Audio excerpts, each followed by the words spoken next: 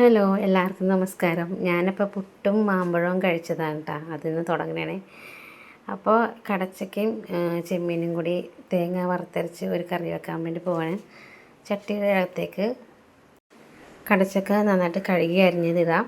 പിന്നെ അതിനകത്തേക്ക് ചെമ്മീൻ, പച്ചമുളക്, സവാള, മഞ്ഞൾ, കുറച്ച് കല്ലുപ്പും പിന്നെ കുറച്ച് വെള്ളം കൂടി ഒഴിച്ചിട്ട് നമുക്ക് നന്നായിട്ട് അത് മിക്സ് ചെയ്തിട്ട് ഒന്ന് അടച്ച് വെച്ച് വേവിക്കാം.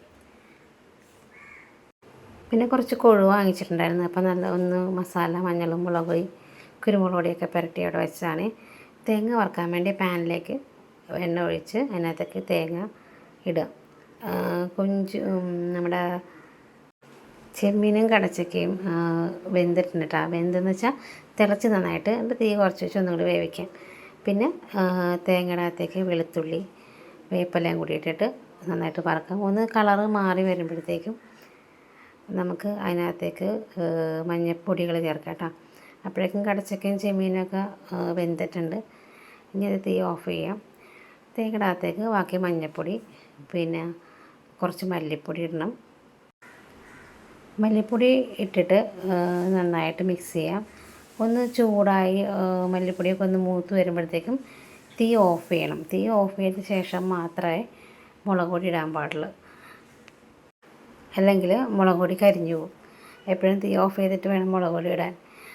അപ്പോൾ നന്നായിട്ട് മുളക് പൊടി ഇട്ടിട്ട് നന്നായിട്ട് മിക്സ് ചെയ്ത് അതവിടെ ആറാൻ വെക്കാം. ആറി കഴിയുമ്പോഴേക്കും നമുക്ക് ഒരു മിക്സിനകത്തേക്ക് നല്ല വെണ്ണ പോലെ അത് അരച്ചെടുക്കാം. വെണ്ണ അധികം ഒഴിച്ചാലേ അരക്കാൻ പറ്റുള്ളൂ കേട്ടോ. വെള്ളം ഒഴിച്ചാൽ അതിൻ്റെ ആ കളറും ടേസ്റ്റും മാറിപ്പോകും. ആ അരപ്പ് നമുക്ക് ആ കടച്ചക്കടകത്തേക്ക് ഇടാം. മിക്സിയിൽ കുറച്ച് ചൂടുവെള്ളം ഒഴിച്ചിട്ട് അതും കൂടി കലക്കി നമുക്ക് ചട്ടിടകത്തേക്ക് ഇട്ട് ഒന്ന് തിളപ്പിക്കാൻ വെക്കാം. അപ്പോൾ അപ്പുറത്ത് പാനിൽ കൊഴുവ നമുക്ക് വറുത്തെടുക്കാം. ചെറിയ കൊഴുവയാണ്. നത്തോലി എന്ന് പറയുമോയെന്ന് എനിക്കറിയില്ല. നത്തോലി എനിക്ക് കുറച്ചും കൂടി വലുതിനെ പറഞ്ഞത്. ഇവിടെ ഞങ്ങൾ കൊഴുവ എന്നാണ് കേട്ടോ ഇതിന് പറയണത്. അപ്പോഴേക്കും നമ്മുടെ കടച്ചക്കയും ചെമ്മീനും വറുത്തരച്ച കറി റെഡിയായിട്ടുണ്ട്.